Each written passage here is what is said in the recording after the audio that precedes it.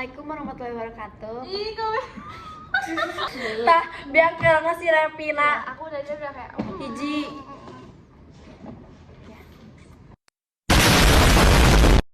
Assalamualaikum warahmatullahi wabarakatuh. Perkenalkan, kami dari Keong Racun. Sorry, cek. Jangan remehkan aku. Sorry, bang. Ku bukan cewek murahan. Dasar kau keong racun. Baru kenal ngajak tidur. Ngomong gak sopan santun. Ina yang se-introvert itu harus berkelahi dengan keong racun. Ya. Assalamualaikum warahmatullahi wabarakatuh. Kami dari Keong Racun. Nama saya Fania Nurza dengan NPM Tring. Nama saya Andini Hairunisa. NPM aku ada di sini. Nama saya Revina dengan NPM Tring. Kami di sini akan menjelaskan tentang Hei, Tan! Pada komen foto kita? Iya. Gak punya temen kayak kita? Iya. Gak punya temen yang hits kayak kita? Iya. Hei, lu boleh ikutin kita, asal jangan ketahuan. Gobloknya. Tolongnya, Begonya. kampungannya. Hei! A few moments later. Oke guys, jadi saya akan menjelaskan tentang definisi V-shape model. Model V dalam konteks pengembangan perangkat lunak ini merujuk pada siklus hidup yang mengilustrasikan pengembangan perangkat lunak dengan tahap-tahap pengujian. Model ini menunjukkan tahap-tahap perangkat lunak dengan model hierarkisasi dimulai dari tahap analisis ke tahap implementasi yang dilakukan secara terbalik dengan tahap-tahap pengembangan. Konsep ini sering digambarkan dengan huruf V, di mana sisi kiri V mewakili tahap-tahap pengembangan perangkat lunak. Sedangkan sisi kanan V menggambarkan tahap-tahap pengujian yang sesuai. Oke, selanjutnya ada penjelasan singkat tentang tahap-tahap V model. Tiding.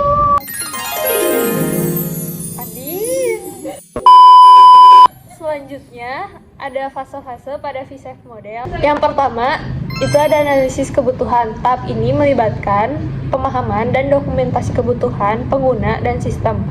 Ini mencakup analisis kebutuhan fungsional dan non-fungsional. Yang kedua itu ada sistem desain atau perancangan sistem atau high level design.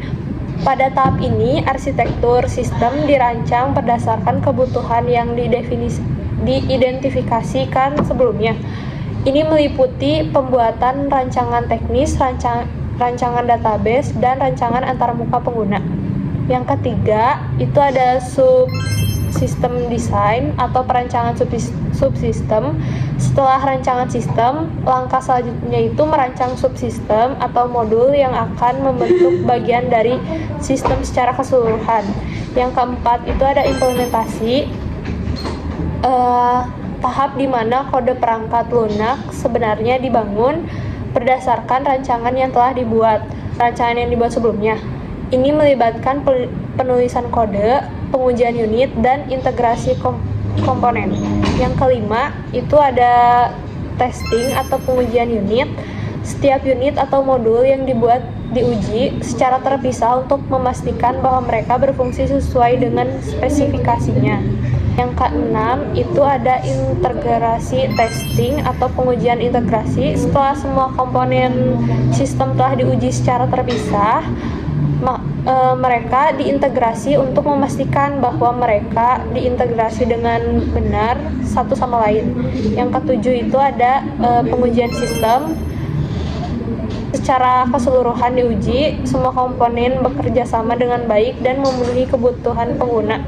Yang kedelapan atau yang terakhir ini, pengguna atau pemangku kepentingan menguji sistem untuk memastikan bahwa ia memenuhi kebutuhan bisnis dan siap untuk digunakan.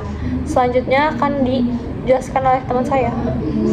Oke, tadi teman saya habis ngejelasin tentang fase-fase kan. Sekarang saya akan menjelaskan tentang kelebihan dan kekurangannya. Pertama-tama, ada kelebihan. Yang pertama, struktur yang terorganisir. Model V menyediakan struktur yang terorganisir untuk pengembangan perangkat lunak dengan menunjukkan hubungan antara tahap-tahap pengembangan dan pengujian. Yang kedua, ada fokus pada pengujian. Model ini menekankan pentingnya pengujian dengan menunjukkan bahwa pengujian harus dilakukan sepanjang siklus pengembangan, bukan hanya pada akhir. Ketiga, ada dokumentasi yang jelas. Setiap tahap pengembangan memiliki hasil dokumentasi yang jelas, memudahkan pemahaman dan komunikasi antara tim pengembangan. Yang keempat, ada deteksi cacat yang dini. Dengan pengujian yang dilakukan sepanjang tahap pengembangan, cacat dapat dideteksi lebih awal dan diperbaiki dengan biaya yang lebih rendah. Yang kelima, ada mudah diterapkan pada proyek besar. Model ini terutama cocok untuk proyek besar dan kompleks yang memerlukan pemahaman yang jelas tentang hubungan antara berbagai komponen sistem. Selanjutnya ada kekurangannya ya. Yang pertama, kurangnya fleksibilitas. Model V cenderung kurang fleksibel dalam menanggapi perubahan kebutuhan atau persyaratan yang mungkin timbul selama pengembangan. Yang kedua, ada keterlambatan umpan balik karena pengujian seringkali dilakukan setelah implementasi.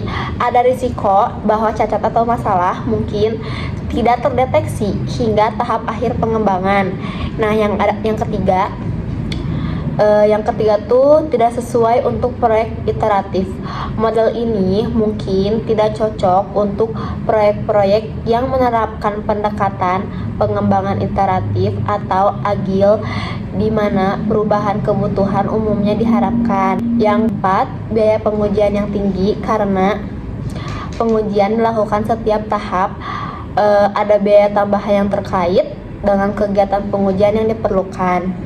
Model V seringkali dianggap terlalu linear dan tidak mencerminkan realitas pengembangan perangkat lunak di mana proses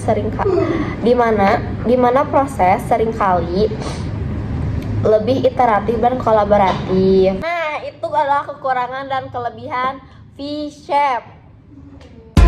I wanna be on my own, on my own.